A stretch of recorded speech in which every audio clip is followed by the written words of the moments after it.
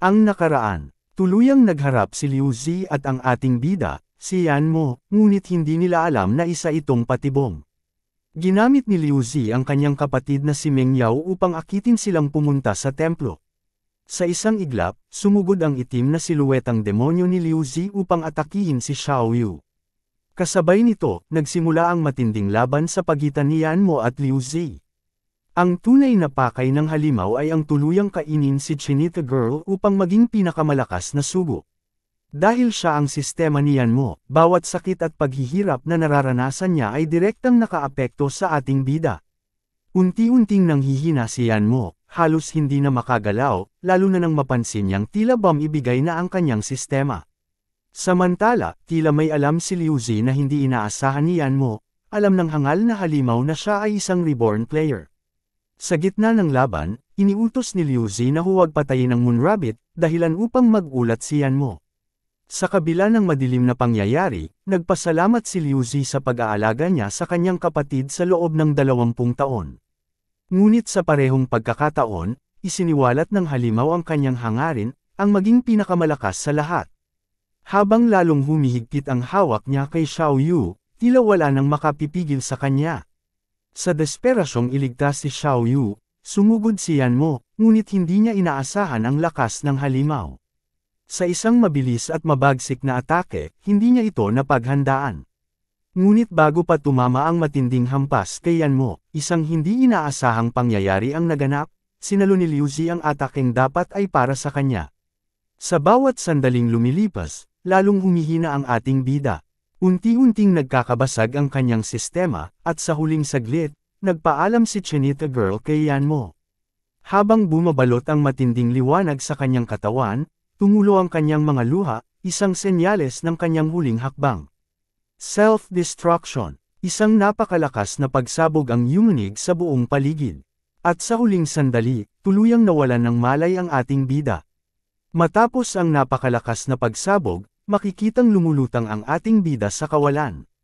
Sa harapan niya, isang dambuhalang estatwa ng Buddha ang bumungad, tahimik na nakamasid sa kanya. Sa hindi kalayuan, nisalayan niya si Moon Rabbit, lumulutang rin at walang malay. Ang kanyang sistema ay tila tuluyang naglaho, at isang hindi maipaliwanag na katahimikan ang bumalot sa paligid. Maya-maya, isang pangitain ang ipinakita sa kanya, ang kanyang magiging kapalaran kung sakaling piliin niyang bumalik sa nakaraan. Muli niyang makakaharap ang pamilya ni Fang Lexel at iba pang mga kaaway na minsan na niyang nilabanan. Alam niyang hindi magiging madali ang lahat kung magsisimula siyang muli. Ngunit isang bagay ang nagbigay sa kanya ng pag-asa, buhay pa siya. May natitira pa siyang survival points. Sa kabila ng lahat, alam niyang hindi pa tapos ang kanyang paglalakbay. Ngunit hindi niya nais bumalik sa umpisa.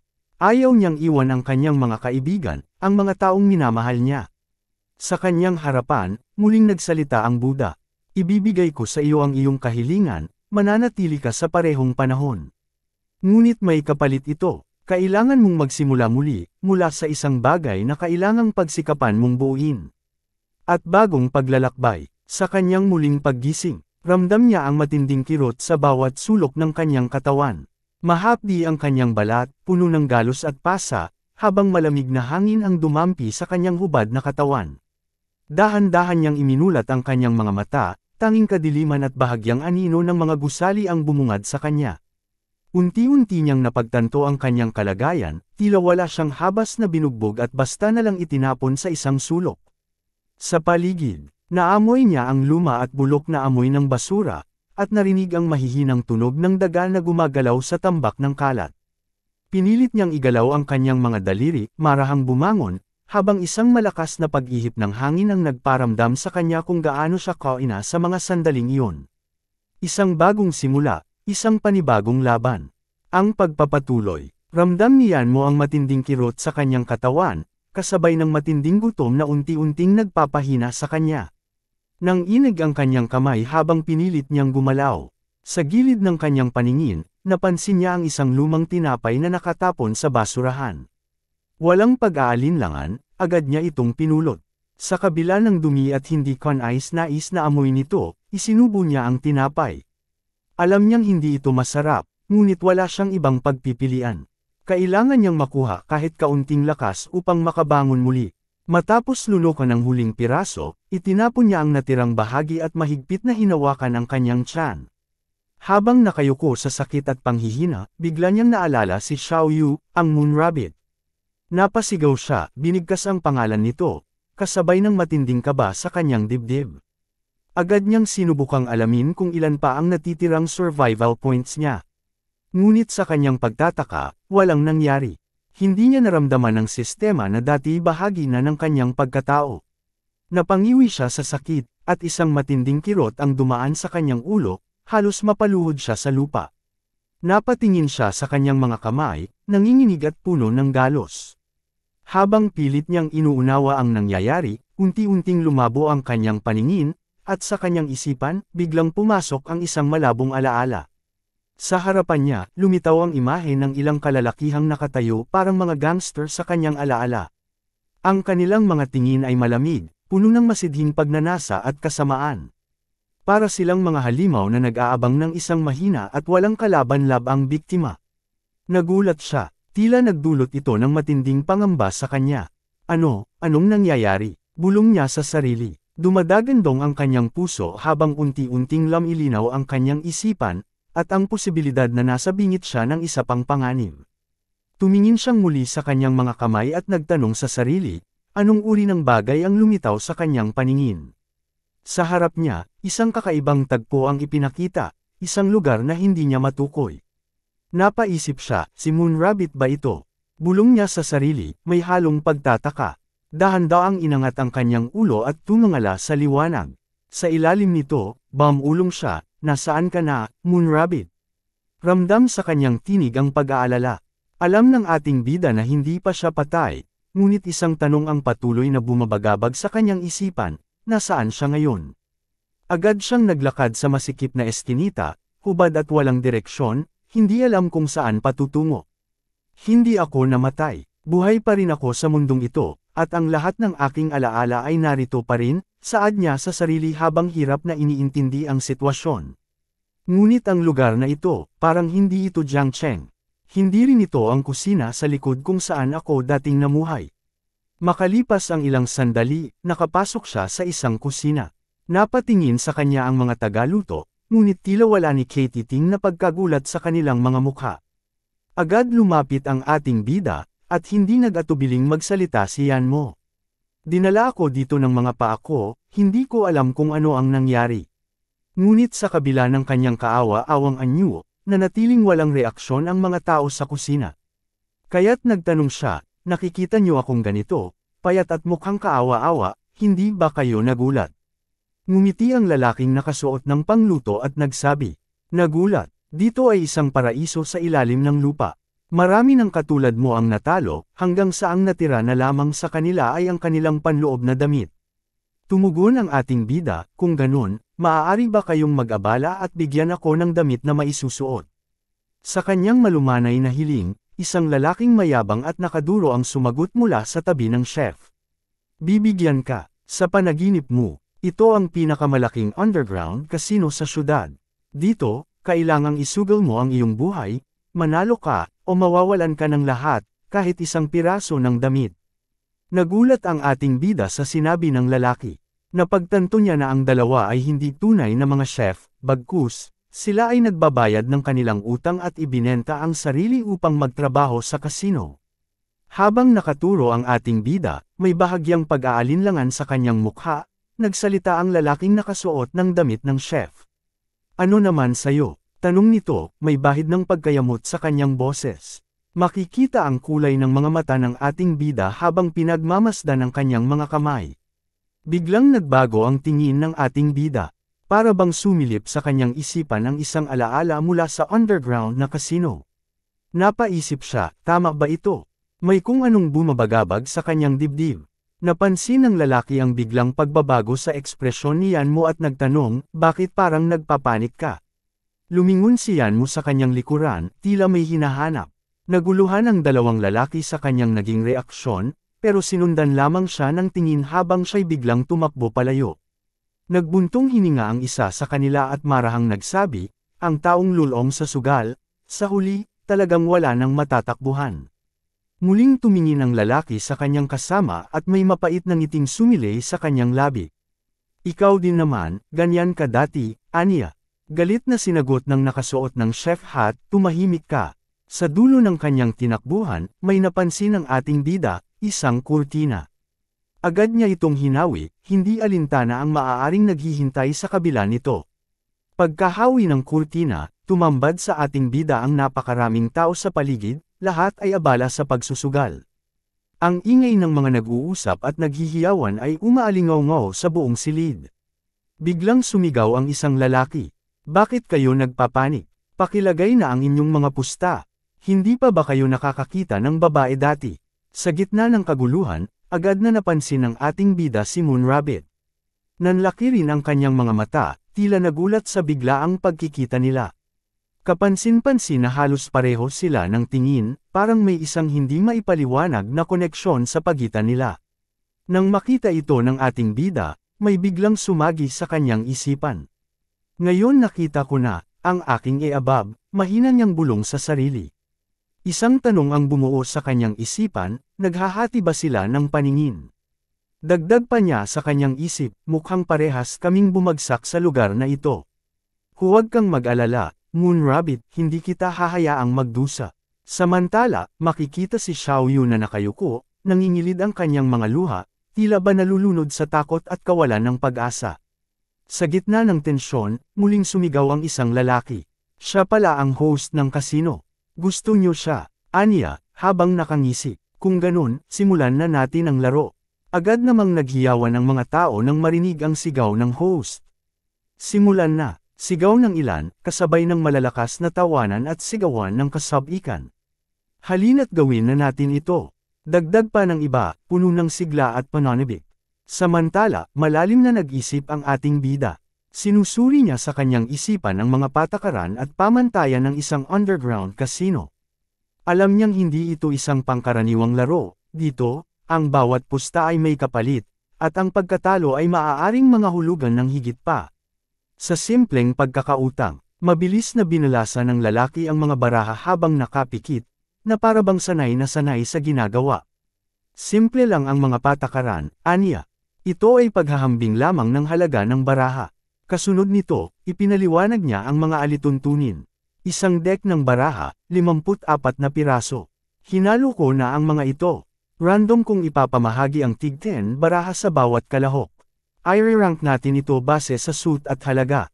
Ang aces ang may pinakamababang halaga, ang kings naman ang pinakamataas. Ang pinakamataas na baraha ay ang joker, habang ang pinakamababa ay ang ace of diamonds. Bawat isa sa inyo ay may tig-10 baraha. Sa bawat round, magpapakita kayo ng isang baraha.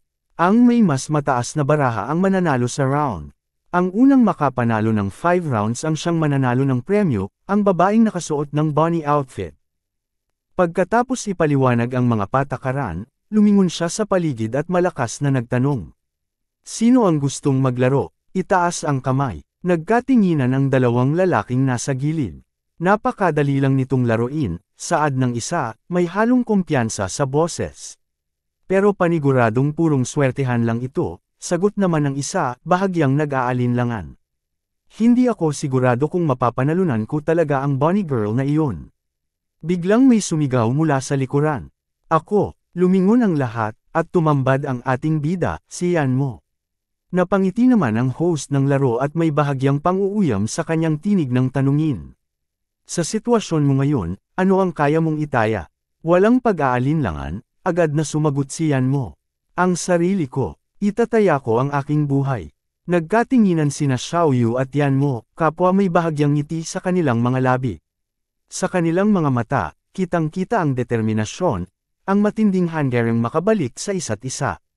Agad na lumapit ang host sa ating bida, inakbayan ito at may ngiting puno ng pananibik sa kanyang mukha. Masaya itong tumawa bago tumingin sa paligid, saka malakas na inihayag. Napakatapang ng batang lalaking ito. Gustong-gusto namin ang mga taong may ganitong tapang. Pagkatapos, tumigil siya sandali at muling lumingon sa mga manunood. Sino pa ang gustong makipagkompetensya sa kanya? Tanong niya, ang boses ay puno ng hamon. Biglang may sumigaw, ako. Napalingon ang ating bida, at bahagyang napasanggal sa pagkagulat. Samantala, ang host ay lalong natuwa sa magiging labanan. Isang lalaking may mohawk ang marahang tinanggal ang kanyang shades, sa kamayabang na ngumiti. Magiging bayani ako at ililigtas ang kagandahan, hehe. Tumingin siya sa paligid at idinagdag. Hindi ko hahayaang mahulog ang isang kaakit-akit na kuneho sa mga bisig ng iba. Agad na sumigaw ang host, kung ganun, simulan na natin. Umupo sinayan mo at ang lalaking may mohawk sa harap ng mesa. Mayabang nang ngumiti ang lalaki bago nagsalita. Aking darling, 5 baraha lang ito. Mabilis akong babalik at yayakapin kita. Nanlamig naman si Xiaoyu sa takot at hindi agad nakapagsalita. Kita sa kanyang mukha ang matinding pandidiri sa hambog na lalaki. Ngumisi naman ang ating bida at tumingin ng matalim, saad nito sa sarili. Akala ko gusto mo lang siyang panuulin habang nakikipagkumpetensya. Hindi ko inasahan na agad kang papwesto ng ganoon kabilis. Napangiti ang host habang patuloy na binabalasa ang mga baraha at itinataas ang mga ito, saka nagtanong, handa na ba kayo? Samantala, ang mga lalaki sa likod ay nagsimula ng magsigawan upang suportahan ang lalaking may mohawk. Isang lalaki ang malakas na sumigaw, patayin mo siya. Manalo ka ng 5 sunod-sunod. Siguradong maduduwag at madudumi agad ang lalaking yan sa umpisa pa lang. Sumigaw ang host, simulan na ang laban, sabay lapag ng tig-10 na baraha sa harapan ng 2 manlalaro. Agad, namang dinampot ng ating bida at niwang ang kanilang mga baraha, kapwa naghahanda para sa sagupaan. Samantala, ang lalaking may mohawk ay puno ng kumpiyansa sa kanyang diskarte. Iniisip niya na ang laban ay purong swerte lamang at hindi nangangahulugan na ang unang makakapanalo ng 5 rounds ay tiyak na mananalo sa kabuuang laro. Dahil dito, napagpasyahan niyang gamitin agad ang kanyang pinakamalalakas na baraha sa umpisa upang makuha ang upper hand sa laban. Sa isip niya, wala akong pakialam sa barahang hawak mo. Uunahin kong gamitin ang malalakas kong baraha, simula sa pinakamalaki. Mataas ang tsansa kong manalo. Buong kumpiyansa niyang inilapag ang unang baraha, umaasang agad niyang maaangkin ang panalo. Ang ating bida ay kalmadong tumitig sa kanyang mga baraha bago marahang inilapag ang isa sa mesa. Walang bakas ng kaba sa kanyang mukha, tila ba tiwala siyang kontrolado niya ang laban. Ang host ay seryosong tumitig sa magkabilang manlalaro bago dahan-daw ang hinawakan ang kanilang inilapag na mga baraha. Ang mga manunood ay napahinto, hawak ang kanilang hininga sa matinding tensyon. Sino ang may mas malakas na baraha? Sino ang unang makakakuha ng lamang? Habang unti-unting binubuksan ng host ang mga baraha, napuno ng tensyon ang paligid. Ang mga manunood ay hindi makapaniwala sa kanilang nasaksihan, ang ilan ay namutla, habang ang iba ay napalunok ng laway. Sa pagbukas ng mga baraha, lumantad ang Queen of Hearts at King of Spades. Napatingin ang lahat sa mesa, habol ang hininga habang hinihintay ang reaksyon ng 2 manlalaro. Sa unang laban, si Wang ang nagwagi. Isang mapanatag na ngiti ang sumilay sa kanyang labi habang ang mga taong nakapaligid ay napabilib sa kanyang husay. Talagang kamangha-mangha si Brother Wang. Bulalas ng isa sa mga nanunood. Walang duda, siya ang mananalo sa laban na ito. Dagdag pa ng isa, puno ng kumpiyansa. Nakangiti ang ating bida habang nakatingin sa hambog na si Wang. Tinanong niya ito, bakit mo gusto ang mga kuneho? Agad namang sumagot si Wang nang may kayabangan, ang mga kuneho ay napaka-cute. Sino ba ang may ayaw sa kanila? Ngunit maya-maya, namula ito at idinugtong sa maangas na tono, gustong-gusto ko rin kinakain ang mga ulo ng rabbit. Samantala, kalmado lang na nakatingin ang eabab ng ating bida sa kanilang pag-uusap. Sa kabilang banda, nakatuon ang pansin ni Xiaoyu sa kanyang mga baraha.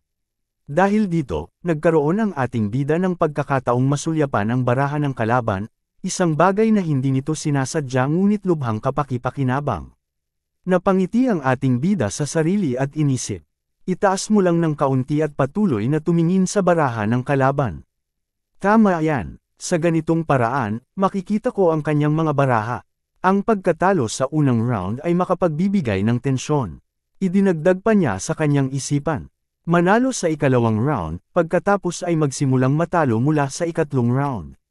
Pinakamainam na magpanggap. Mas mainam kung ang laban ay magpapasya sa ikawalong round upang hindi masyadong magmukhang nandaraya. Dahil ito ang pinakamalaking underground casino, tiyak na napakalalim ng tubig dito. Yumuko ang lalaki ng malumanay, habang inaantay sila magbaba ng baraha. Sa isip-isip ng ating bida, ang referee at ang boss sa likod niya ay siguradong may karanasan. Nakakita na sila ng napakaraming mandiraya.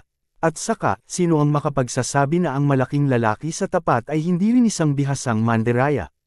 Sabay na naglapag ng baraha ang dalawa, habang mariing nakatingin ang ating bida. Muling naglaro ang kanyang isipan. Sa madaling salita, kailangang magmukhang hindi ako nandaraya, manalo sa laro, at iligtas muna si Moonrabbit. Biglang sumigaw ang host, ito na ang round 2. Sa gilid, may isang lalaking may kulay ubing buhok ang nagtanong, paano kung manalo ang lalaking nakapang-ibabo lang? Agad namang tumugon ang semi-vocal na si kapatid na Wang, umaasa lang yan sa swerte. Hindi siya pwedeng matalo. Samantala, mariing nakatingin si Xiao Yu sa kanila, tila may kaba sa kanyang mga mata. Sa isip niya, ang mga mata natin ay iisa. Ito ang ating bagong sistema. Kailangan nating umasa sa isa't isa para tayo ay makatawid. Alam ng ating bida na panalo siya sa round na ito. Napayuko siya, nag-iisip kung ano ang kanyang susunod na gagawin. Inilabas ng kanyang kalaban ang barahang 7 at 8 ng spade, ngunit sa huli, nanag pa rin ang ating bida. Agad na itinaas ng host ang kanyang kamay at nagpahayag ng papuri. Isang lalaki ang biglang nagsalita, ang lalaking naka-underwear na ito ay ibang klase. Napatawa si Wang at may pang-aasar pang saad, meron ka rin palang spade sa kamay mo. Biglang lumapit ang isang lalaking naka-Amerikana, sumisipol pa habang may misteryosong ngiti sa labi. Walang sabi-sabing inalis niya ang kanyang coat at agad itong isinampay sa balikat ng ating bida. Kasabay nito, mahigpit niyang hinawakan ang balikat nito at may bahagyang ngiting sinabi. Huwag ka lang basta maglaro ng hindi bumubunot sa iyong hinaharap. Tatakpan kita, alam kong nakakahiya ito. Nabigla ang ating bida sa ginawa ng lalaki. Napatingin siya rito at agad na nagtanong, sino ka? Tinapunan siya ng lalaki ng seryosong tingin bago nagsalita. Sa mababa at matigas na tinig, sinabi ng lalaking may balbas, ako si Fernando Fernandez, pero pwede mo akong tawagin na maliit na Faye. Dagdag pa ni Fernando sa ating bida, hayaan mong sabihin ko sa iyo ng mahina, hindi ito basta isang kasino, isa itong libingan. Matapos sabihin iyon, tumalikod siya at tuluyang umalis, kamakaway pa habang unti-unting lumalayo. Pinagmamasdan ng ating bida ang kanyang paglisan, at muling sumagi sa kanyang isipan ang sinabi nito. Isang libingan, totoo nga, sa gitna ng laban, kung sino-sinong tao ang malayang naglalakad at nagsasalita. Nasaan na ang mga patakaran? Biglang kinuha ni Wang ang atensyon ng ating bida at mayabang na sinabi, tara na at maglaro ng baraha. Matalim na tiningnan siya ng ating bida at malalim na nag-isip.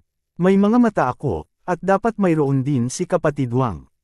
Kung wala, paano siya magkakaroon ng tapang na makipagkompetensya? Sa totoo lang, wala akong karapatang ipagmalaki ang unang 2 round. Sa mga nakapaligid, sino kaya ang kasabwat ni Wang? Nagbaba ng baraha ang ating bida at kalmadong sinabi, magpapatalo ako sa round na ito. Habang tinitingnan ng referee, isang bagay ang sumagi sa kanyang isipan. Ang referee, hindi rin siya ligtas. Pero anyway, ililigtas ko muna si Moonrabbit. Ang mga baraha sa kamay ko ay sapat na para manalo ako sa laban na ito. Maya-maya pa, binuklat ng referee ang baraha at inihayag ang resulta. Ngayon naman, si Wang ang nanalo. Isang mayabang na ngiti ang sumilay sa mukha ng hambog na si Wang. Samantala, iniisip ng ating bida kung siya ba ay masyadong nag-aalala. Siguro, masyado ko lang pinag-iisipan ito. Iniayos niya ang kanyang coat at muling pinagmasdan ang mga baraha. Kung alam ng malaking lalaki ang mga baraha ko at may sarili siyang paraan para makita ang mga ito, paano niya patuloy na naipapakita ang kanyang mga baraha mula sa pinakamataas hanggang sa pinakamababa? Biglang natigilan si Chinita Girl at nanigas, hindi niya inaasahan ang pagharang ng isang lalaki sa kanyang harapan. Habang nagbababa ang dalawa ng baraha, lumitaw si Fernando at hinarangan sila. Bahagyang nagdilim ang tingin ng ating bida at tinanong, bakit mo ako hinaharangan, Fernando? Seryosong nakatingin si Fernando, tila isang neutral na tagamasid. Pinagmasdan niya ang laro at biglang ngumiti. Baguhan, nandaraya ka siguro. Aniya, may bahagyang pang-aasar sa tinig. Hehe, totoong baguhan na, dagdag pa nito na. Tanging mga baguhan lang ang nandaraya sa larong ito. Hindi mo ba napansin na nakatakda na ang resulta mula pa lang sa pagbibigay ng mga baraha? Sa seryosong ekspresyon, muling iginala ni Fernando ang matalim niyang tingin sa mga manlalaro. Tahimik niyang pinagmunihan ang sitwasyon. Kung ipagpapalagay na parehong nilalaro ng magkabilang panig ang kanilang mga baraha mula sa pinakamataas hanggang sa pinakamababa, may silbi pa ba ang pag-aaksaya ng oras sa pagpapalakas ng tensyon at suspense sa larong ito? Ang resulta ay isang larong nakasalalay sa swerte, nakatakda na mula sa simula, nang walang kasanayang kinakailangan. Napatingin siya sa isang manlalaro.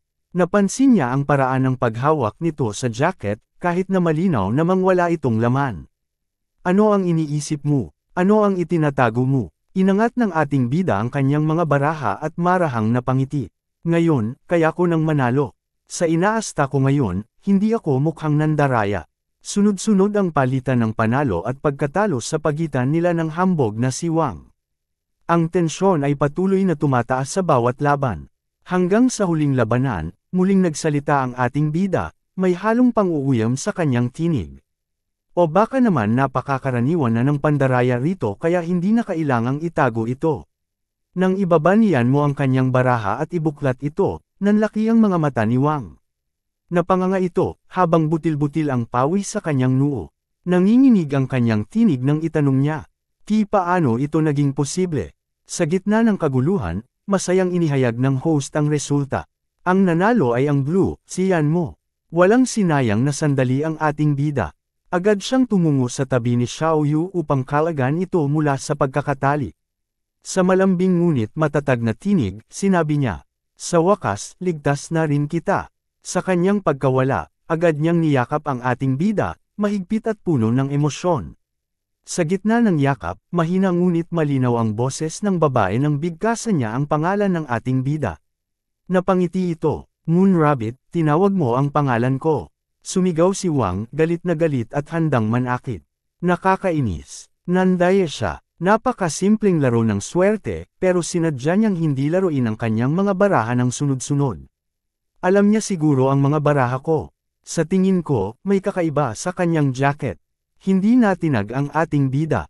Agad niyang hinubad ang kanyang jacket at itinapon ito sa harapan ni Wang. "Sige, tignan mo at pakihanap ang pandaraya," malamig niyang wika. "Pero tandaan mo, hindi akin yan." Tiningnan niya si Wang nang may halong pang-uuyam bago idinugtong. "Ikaw lang, na isang utak muscle na tanga, ang mag-iisip na nandaraya ang isang tao dahil lang ginamit nila ng kaunti ang kanilang utak." Mas lalong nag-apoy sa galit si Wang. Napasigaw ito, halos umuusok ang ilong sa gigil. "Akala mo ang galing mo. Isa ka lang baguhan, isang bagong mukha, tapos nagtatapang-tapangan ka dito." Hindi natinag ang ating bida. Sa halip, mahigpit niyang hinawakan ang tagiliran ni Xiao Yu, dahilan para mapasanggal ito sa gulat. Dahan-daang lumapit ang ating bida, nakangiti ng mapanukso. "Magtatapang-tapangan ka. Kung ganoon, ako na ang magiging sapat na matapang para sayo." At sa isang iglap, mariing dumampi ang kanyang mga labi kay Xiao Yu, isang masidhing halik, puno ng tapang at matinding damdamin. Namula ang dalaga, tila hindi makapaniwala sa nangyari. Samantala, napa-holy crap. Nalang ang hangal na si Wang, hindi makahanap ng tamang sagot sa eksenang nasaksihan. Ang mga manunood naman ay tila nahiya sa ginawa ng ating bida, gulat at natameme. Biglang sumingit ang referee, nakataas ang kamay, at masayang nagpahayag. "Walang ginawang mali ang ginoong ito. Sa lugar namin, ang nagwawagi ang nagkakamit ng lahat." Si Fernando naman ay napabuntong hininga at marahang umiling. "Itong batang to, binato na lang basta-basta ang jacket ko sa sahig," bulong niya sa sarili, halatang may halong panghihinayang. Hindi niya man lang alam kung gaano ito kamahal. Habang dahan-dahan niyang pinapagpag ang alikabok mula sa tela, bakas sa kanyang mukha ang pagsisisi. Tila ba mas nasaktan pa siya sa nangyari sa kanyang jacket kaysa sa tensyon ng laro. Lumapit si Fernando sa host at nagmungkahi, "Bakit hindi mo bigyan ng gantimpala ang lalaking nakahubad? Kahit lumang kasuotan man lang. Hindi maganda na makita siyang ganito." Sumang-ayon naman ang host sa kanyang sinabi. Samantala, hindi pa rin makapagpigil ang hangal na si Wang. Galit itong sumigaw, babae mo ba siya? Kung ako sayo, kakagitin ko ang dila niya. Ngunit kalmado lang na tumugon si Xiao Yu. Habang tinatanggal ang suot niyang headband, sinabi niya, oo, ako ang kanyang babae. Kasabay nito, isang manipis na ngiti ang gumuhit sa labi ng ating bida. Nagulat naman si Fernando sa sinabi ni Chinita Girl at napatingin sa lalaking nakahubad. Ang taong ito, isa siyang malaking tao, anya, na waring may halong pagdududa. Sa puntong iyon, itinuro ni Wang ang ating bida at mariing inakusahan, mandurugas ka. Kung mahuhuli kitang nandaraya, lalaruin kita sa harapan ng lahat. Maniwala ka man o hindi. Galit na sigaw niya. Agad namang sumenyas ang host at kasabay ng isang malakas na pagpitik ng daliri, lumapit ang kanyang mga tauhan. Nagpumiglas si Wang habang patuloy na sumisigaw, pakawalan niyo ako. Ang lalaking iyon ay mandaraya. Lumapit ang host sa kanya na may madilim na ekspresyon. Sa malamig na tinig, nagsalita ito, ikaw ay isang regular na customer na halos isang taon nang pumupunta rito. Sino ang nagsabi sa'yo na hindi pwedeng mandaya dito? Nagulantang ang lalaki sa narinig, hindi makapaniwala sa tinura ng host. Muli namang sumigaw ang hangal na si Wang, ang batang yan ay isang mandaraya. Pinagmasdan siya ng mga tao sa paligid, ngunit sa halip na galit, tila awa ang nangingibabaw sa kanilang mga tingin. Samantala, tahimik lamang na pinagmamasdan ng ating bida ang pagbitbit kay Wang. Para sa kanya, wala siyang pakialam kahit suriin pa nila ang lahat ng ebidensya ng pandaraya.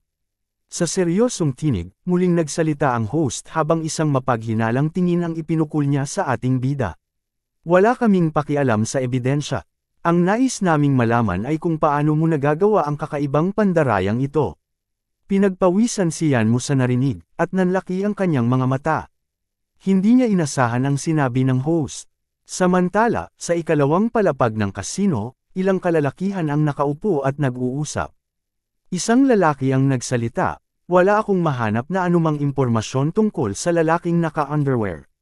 Ang babaeng naka-bunny outfit ay nagsabi lang na ang pangalan niya ay Moonrabbit, at na siya at ang lalaking iyon ay may relasyon na lampas pa sa pagiging mag-asawa. Agad namang sumagot ang isa sa kanila, nakakunot ang noo. Lampas pa sa pagiging mag-asawa. Anong klaseng relasyon yun? Isang bawal na pag-iibigan. Sa isang sulok, isang matabang lalaki ang biglang umisi at tumawa. Hahaha, interesante ito. Matagal-tagal na rin mula noong may lumitaw na mga daga sa lugar natin. Ang lalaking may puting buhok habang may dalang tabako ay nagwika na, ang dalawang dagang ito ay may napakasimpleng paraan ng pandaraya. Kanina lang, nakatutok ang mga mata ng lalaking naka-underwear sa babaeng kuneho. Pumikit ng pilyo at tinapik ng babaeng kuneho ang kanyang mga labi bilang senadorya sa lalaking naka-underwear, habang pinapakita ang isang laruan na nakatali at may headband na rabbit sa ulo. Napahawak naman sa baba ang isang lalaki tila namamangha dito, ngunit sinuri na namin ang footage ni Moonrabbit at wala kaming nakitang kakaiba sa kanyang paraan ng pagsenyas. Wala rin kaming nakitang kakaiba sa footage ng lalaking naka-underwear. Sa totoo lang, parang totoo ang ekspresyon niya na ngayon lang siya nakapunta rito. Bumalik ang tagpo sa underground casino. Makikita ang isang baraha na binabalasa, ang tunog ng mga card ay sumasabay sa tensyon ng paligid. Sa malamig na tinig, sinabi ni Fernando, wala akong pakialam kung sino ka o saan ka nanggaling. Ito ay isang mundong kung saan ang bawat postahan ay maaaring maging sanhi ng iyong kapahamakan. Karaniwan lang para sa mga tao rito ang malagutan ng hininga o mapatalsik. Nagpatuloy siya, bahagyang umisi, wala rin akong interes kung nandaye ka kanina. Napakunot noo ang ating bida at napatingin kay Fernando, waring tinatanong kung seryoso ba ito sa kanyang alok. Bato-batupik, tanong niya, bahagyang nag-aalinlangan. Ngumiti si Fernando at muling nagsalita, ayon sa mga patakaran dito. Kung sino man ang manalo ng 3 sunod-sunod na rounds ng bato-batupik ay makakakuha ng 100,000 prize chips.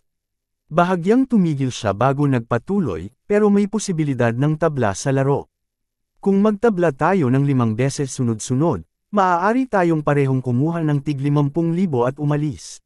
Biglang sumingit si Chinita Girl at mariing sinabi, sa estadistikal na pananaw, halos imposibleng mangyari ang 5 sunod-sunod na tabla. Ngumiti si Fernando at tumugon, eksakto. Dahil nga bihira itong mangyari, kaya natin nilalaro ang larong ito. Ngayon, iniimbitahan ko si Ginoong yan na makipaglaro. Matalim ang tingin ng ating bida kay Fernando, tila inuusisa kung ano ang kinukuha nito mula sa loob ng kanyang kasuotan. Sa wakas, nagtanong siya, usapin ba ito ng probabilidad? Kung magtabla tayo ng 4 na beses, ang panlimang round ba ang magpapasya ng panalo? Dagdag pa niya, at para sa mga susunod na rounds, mananatili pa rin ang patakaran ng 3 sunod-sunod na panalo. Saglit siyang natahimik, waring iniisip ang bawat posibilidad. Kasunod nito, sa malamig ngunit matalim na tinig, muli siyang nagtanong, kaya, bakit ka namin dapat pagkatiwalaan? Sa halip na sumagot kaagad, isang misteryosong ngiti ang gumuhit sa labi ni Fernando. Dahan-dahan niyang inilabas ang mga chips mula sa kanyang bulsa, saka inilahad ang mga ito sa mesa. Dahil nagawa ko ng mahati ang 100,000 prize chips kasama ang iba gamit ang paraang ito, aniya sa kumpiyansang tinig. Hanggang dito na muna ang ating kwento tungkol sa ating bida na si Yanmo, sana ay nagustuhan ninyo. Huwag kalimutang mag-subscribe sa aming channel, i-like at i-share ang ating video. Lubos po kaming nagpapasalamat sa inyong walang sawang pagsuporta.